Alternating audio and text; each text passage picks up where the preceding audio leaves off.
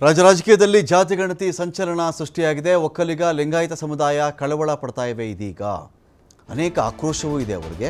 ಈ ಜಾತಿಗಣತಿ ಸಮೀಕ್ಷೆ ಸರಿಯಾಗಿ ಆಗಿಲ್ಲ. ಕೆಲವರು ಹೇಳ್ತಾರೆ ಇದು ಔಟ್ಡೇಟೆಡ್, ಇದು ನಮ್ಮ ಉಪಜಾತಿಗಳನ್ನು ಸೇರಿಸಿಕೊಂಡೇ ಇಲ್ಲ ಇವರು. ಇದೆಲ್ಲವೂ ಕೂಡ ಇದರಲ್ಲಿ ಅವರ ಒಂದು ಪ್ರಶ್ನೆಗಳು.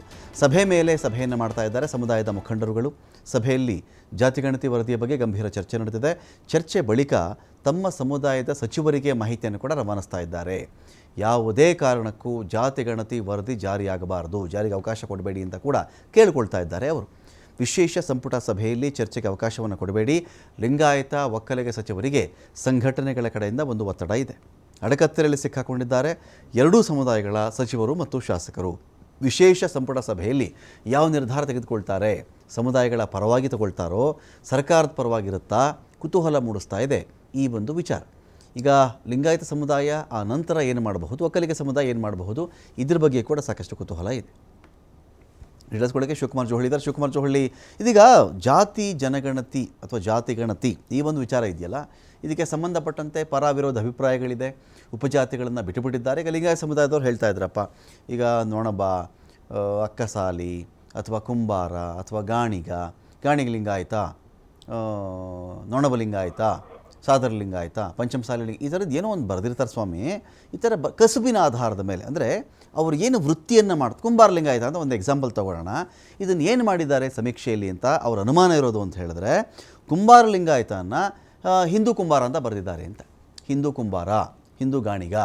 ಸೊ ಹಾಗಾದಾಗ ಆ ಮೂಲ ಲಿಂಗಾಯತ ಸಮುದಾಯದಲ್ಲಿ ಒಂದು ಟಿಸಿಲೊಡೆದಂಥ ಬಳ್ಳಿಗಳಿತ್ತಲ್ಲ, ಇದೆಲ್ಲ ಕಟ್ಟು ಮಾಡಿಬಿಟ್ಟು ಲಿಂಗಾಯತನ ಕಡಿಮೆ ತೋರಿಸಿದ್ದಾರೆ. ಒಕ್ಕಲಿಗರಲ್ಲಿ 104, 106ಕ್ಕಿಂತ ಹೆಚ್ಚಿನ ಜಾತಿಗಳು, ಉಪಜಾತಿಗಳಿವೆ. ಆ 106 ಉಪಜಾತಿಗಳನ್ನು ಕಳೆದುಬಿಟ್ಟು ಕಡಿಮೆ ತೋರಿಸಿದ್ದಾರೆ ಅಂತ ಆರೋಪ ಆಯ್ತಲ್ಲ, ಇದ್ರ ಬಗ್ಗೆ ಏನು ಚರ್ಚೆ ನಡೀತಾ ಇದೆ ಇದೀಗ ಅಂತ? ರಮಕಾಂತ್, ಈಗ ಜಾತಿ ಜನಗಣತಿಯನ್ನ ಜಾರಿಗೆ ತರಬೇಕು ಅಂತೇಳಿ ಸರ್ಕಾರ ಈಗಾಗಲೇ ಮುಂದಾಗಿದೆ. ಕಳೆದ ಸಚಿವ ಸಂಪುಟ ಸಭೆಯಲ್ಲಿ ಕೂಡ ಮಂಡನೆಯನ್ನ ಮಾಡಿದೆ.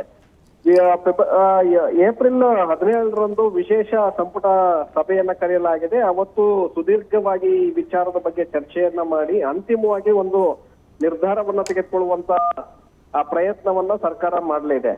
ಆದ್ರೆ ಈಗಾಗಲೇ ಸಾಕಷ್ಟು ವಿರೋಧಗಳು ಈಗಾಗಲೇ ಎದುರಾಗ್ತಾ ಇದೆ. ಕೆಲ ಲಿಂಗಾಯತ ಮತ್ತೆ ಒಕ್ಕಲಿಗ ಸಮುದಾಯದ ನಾಯಕರು, ಸಂಘಟನೆಗಳು, ಸ್ವಾಮೀಜಿಗಳು, ಮಠಾಧೀಶರು ಎಲ್ಲರೂ ಕೂಡ ಆ ಸಮುದಾಯಗಳ ಸಚಿವರ ಮೇಲೆ ಒತ್ತಡವನ್ನ ತರ್ತಾ ಇದ್ದಾರೆ. ಯಾವುದೇ ಕಾರಣಕ್ಕೂ ಕೂಡ ಈ ವರದಿಯನ್ನ ಅನುಷ್ಠಾನಕ್ಕೆ ತರೋದಕ್ಕೆ ಬಿಡಬೇಡಿ, ನಮ್ಮ ಸಮುದಾಯಗಳಿಗೆ ಇದರಿಂದ ಅನ್ಯಾಯ ಆಗತ್ತೆ. ಯಾಕೆಂದ್ರೆ ಸರಿಯಾದಂತ ಒಂದು ವೈಜ್ಞಾನಿಕ ಸಮೀಕ್ಷೆಯನ್ನ ಅವರು ಮಾಡಿಲ್ಲ. ಕಾಂತರಾಜ್ ಅವರು ಮಾಡಿರುವಂತಹ ಸಮೀಕ್ಷೆ ಅವೈಜ್ಞಾನಿಕವಾಗಿದೆ. ಆ ಕಾರಣಕ್ಕೆ ನೀವು ವರದಿಯನ್ನ ಜಾರಿಗೆ ನೀವು ತರೋದಕ್ಕೆ ಬಿಡಬೇಡಿ ಅಂತೇಳಿ ಈಗಾಗಲೇ ಸಾಕಷ್ಟು ಒತ್ತಡಗಳನ್ನ ಸಮುದಾಯದ ಸಚಿವರ ಮೇಲೆ ಮಾಡ್ತಾ ಇದ್ದಾರೆ. ಶಾಸಕರಿಗೂ ಕೂಡ ಸ್ಥಳೀಯ ಮಟ್ಟದಲ್ಲಿ ಆ ಸಮುದಾಯಗಳ ಜನರು ಶಾಸಕರ ಮೇಲೂ ಕೂಡ ಒತ್ತಡವನ್ನ ತರ್ತಾ ಇದ್ದಾರೆ. ಮುಖ್ಯಮಂತ್ರಿಗಳ ಮೇಲೆ ಒತ್ತಡವನ್ನ ತಂದು ಈ ವರದಿಯನ್ನ ಜಾರಿ ಮಾಡದಂತೆ ನೀವು ತಡಿಬೇಕು ಅಂತೇಳಿ ಈಗಾಗಲೇ ಒತ್ತಡಗಳು ನಡೀತಾ ಇದೆ. ಸೊ ಇಲ್ಲಿ ಒಂದು ಕಡೆ ಅಡಕತ್ತರಿಗೆ ಸಿಲುಕದಂತೆ ಕಾಣಿಸ್ತಾ ಇದೆ. ಮುಖ್ಯಮಂತ್ರಿಗಳು ಕೂಡ ಒಂದು ಕಡೆ ಗಣತಿಯನ್ನ ಮಂಡನೆ ಮಾಡಲಾಗಿದೆ, ವರದಿಯನ್ನ ಈ ಕಡೆ ತರಬೇಕಾ ಬೇಡವಾ ಅನ್ನುವಂತ ಗೊಂದಲ ಅವರಲ್ಲೂ ಕೂಡ ಇದೆ. ಒಂದು ವೇಳೆ ಜಾತಿ ಗಣತಿ ವರದಿಯನ್ನ ಜಾರಿ ಮಾಡಿದ್ದೆ ಆದ್ರೆ ಅಹಿಂದ ಸಮುದಾಯಗಳಿಗೆ ಅದು ಅನುಕೂಲ ಆಗತ್ತೆ. ಆ ಸಮುದಾಯಗಳು ಸರ್ಕಾರವನ್ನ ಅಭಿನಂದನೆಯನ್ನ ಸಲ್ಲಿಸಬಹುದು. ಆದ್ರೆ ಪ್ರಬಲ ಒಕ್ಕಲಿಗ ಮತ್ತೆ ಲಿಂಗಾಯತ ಸಮುದಾಯಗಳು ತೀವ್ರವಾಗಿ ಈಗ ವರದಿಯನ್ನ ವಿರೋಧ ಮಾಡ್ತಾ ಇದ್ದಾರೆ. ಇವರಿಂದ ಮತ್ತಷ್ಟು ವಿರೋಧ ಎದುರಾಗತ್ತೆ. ವರದಿಯನ್ನ ಏನಾದ್ರೂ ಅನುಷ್ಠಾನಕ್ಕೆ ತರದೇ ಹೋದ್ರೆ ಆ ಸಮುದಾಯಗಳು ಸೈಲೆಂಟ್ ಆಗತ್ತೆ. ಆದ್ರೆ ಅಹಿಂದ ಸಮುದಾಯಗಳು ಸರ್ಕಾರದ ವಿರುದ್ಧ ತೆರಿಗೆ ಬೀಳುತ್ತೆ. ಇದರ ಒಂದು ಎಫೆಕ್ಟ್ ಏನಾಗತ್ತೆ ಅಂದ್ರೆ ಮುಂದೆ ಬರುವಂತಹ ಸ್ಥಳೀಯ ಸಂಸ್ಥೆಗಳ ಚುನಾವಣೆಗಳೇನಿದೆ, ಜಿಲ್ಲಾ ಪಂಚಾಯತ್, ತಾಲೂಕ್ ಪಂಚಾಯತ್ ಚುನಾವಣೆಗಳಿರ್ಬೋದು ಅಥವಾ BBMP ಚುನಾವಣೆಗಳ ಮೇಲೂ ಕೂಡ ಇದರ ಒಂದು ಪರಿಣಾಮ ಬೀರುತ್ತೆ. ಸೊ ಆ ಕಾರಣಕ್ಕೆ ಈಗ ಮುಖ್ಯಮಂತ್ರಿಗಳು ಕೂಡ ಯೋಚನೆಯನ್ನ ಮಾಡ್ತಾ ಇದ್ದಾರೆ. ಈ ವಿಚಾರದಲ್ಲಿ ಯಾವ ರೀತಿಯಾದಂತಹ ನಡೆಯನ್ನ ಅನುಸರಿಸಬೇಕು, ಸದನ ಸಮಿತಿಯನ್ನ ಮಾಡ್ಬೇಕಾ ಅಥವಾ ಕೇಂದ್ರ ಸರ್ಕಾರಕ್ಕೆ ನಾವು ಮೀಸಲಾತಿ ಹೆಚ್ಚಳ ಮಾಡಿ ಅಂತೇಳಿ ಶಿಫಾರಸನ್ನ ಮಾಡಿ ಕೈ ತೊಳ್ಕೊಳ್ಬೇಕಾ ಅನ್ನುವಂತ ನಿಟ್ಟಿನಲ್ಲಿ ಮುಖ್ಯಮಂತ್ರಿಗಳು ಆಲೋಚನೆಯನ್ನ ಮಾಡ್ತಾ ಇದ್ದಾರೆ. 17ರಂದು ಇದಕ್ಕೆ ಒಂದು ಕ್ಲಾರಿಟಿ ಸಿಗುತ್ತೆ Ramakant. Okay, thank you Shivakumar ಜೋಹಳಿ.